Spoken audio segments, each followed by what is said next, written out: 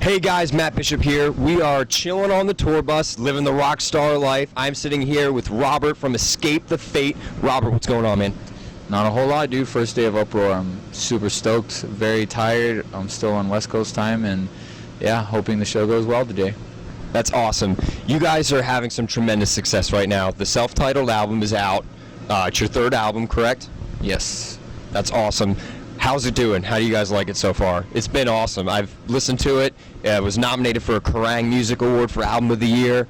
Talk to me a little bit about the record, what fans can expect from it if they haven't heard it already. Well, I mean, at this point, it's our biggest record to date right now, and it's doing really well. It's getting all over radio and all that, but you know, it's not quite where we want it to be yet. You know, and unfortunately, it's like you gotta keep pushing and keep pushing it. You know, but we're really stoked on it, and we're still really excited about it. And you know, an opportunity to do a festival like Uproar, where you know you get to play with some big name acts, and a lot of people get to watch you and share your music. And you know, if you haven't heard it, you gotta check it out. It's I don't know, just listen to it. It's awesome, dude. It's for everyone who loves rock and all kinds of different styles of shredding. There's love, and there's everything you could ask for, dude.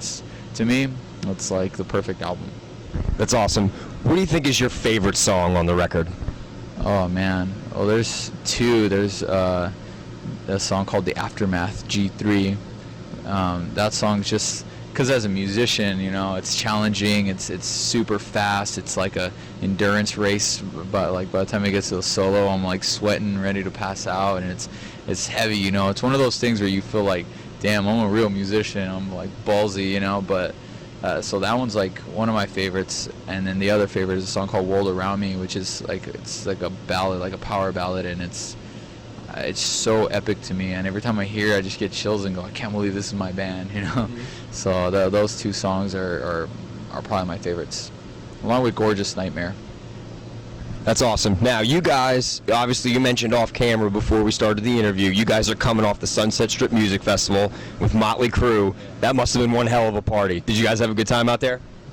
Unfortunately, we did not, because it was, a lot of things happen in festivals where there's a million bands, everything's rushed, and, when you get to a certain level, you have a lot of technology working with you to make you play your songs the best they can. And we had a problem with our in-ears, which, that's how we hear ourselves.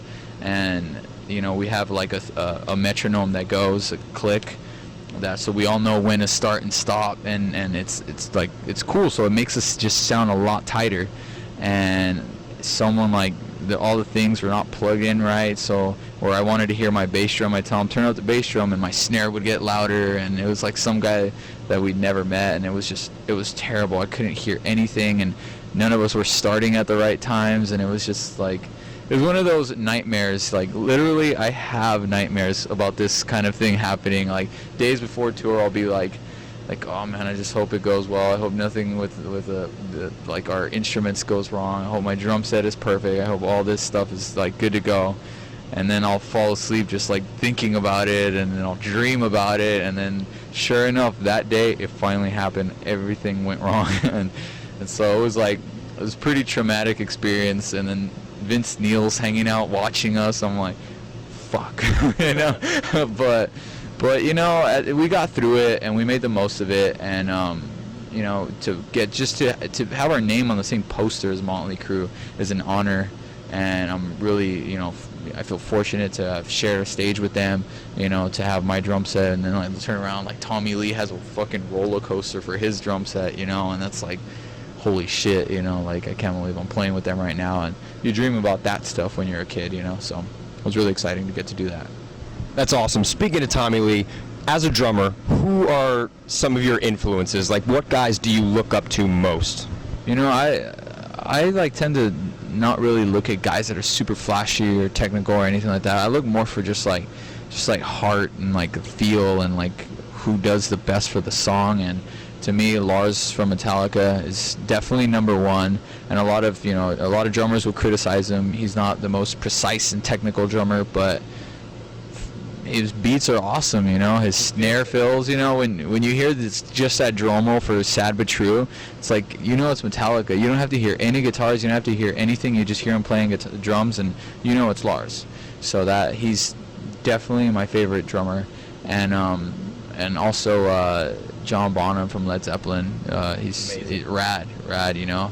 So like he's kind of like pushes me to be more of a musician, I guess. And there's other influences, you know. Travis Barker was a big influence growing up, and this drummer for a band called Blind Guardian. His name is something Toman. You know them? Ridiculous. Yeah. Oh yeah. Yeah, I know them. They're that listening to them basically what taught me to use my feet and play double bass, you know. So they were also a big influence. But yeah, I mean, I don't tend to idolize drummers too much except for that elite bunch, and because you know I like bands, I like songs. Like I don't pick out any one thing. Like I usually idolize a guitarist more. Like Slash is my favorite musician, you know. So it just depends, really. That's awesome. Now, as we mentioned, this is the first stop of the Uproar Festival, so we don't have any stories yet. But from your past experiences being on tour, what's been your favorite moment or kind of the craziest experience you guys have ever had on tour? Do you realize what band you're talking to, dude? Apparently not. You guys got to fill me in here. Oh, dude, like, I don't know, man. I could go on for days. There's just, I mean, I don't know. There's tons of stuff, dude.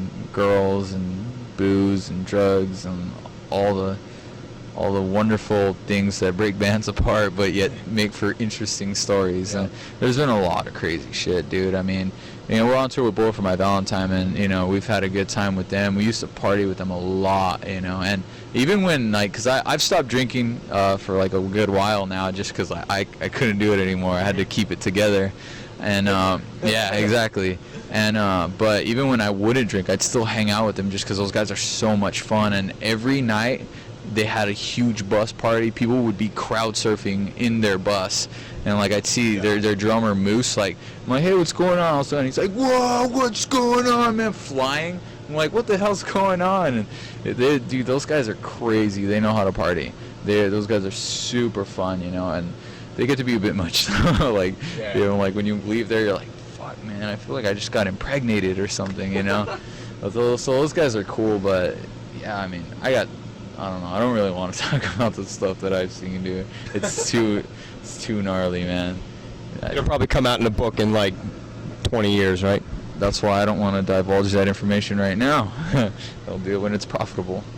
I got you. Dude, thank you so much for sitting down with me. You've been awesome. Uproar Festival. It's going on through October. It's going to be incredible. Check it out. The new self-titled album, Escape the Fate. Go pick it up. Crank it up, people.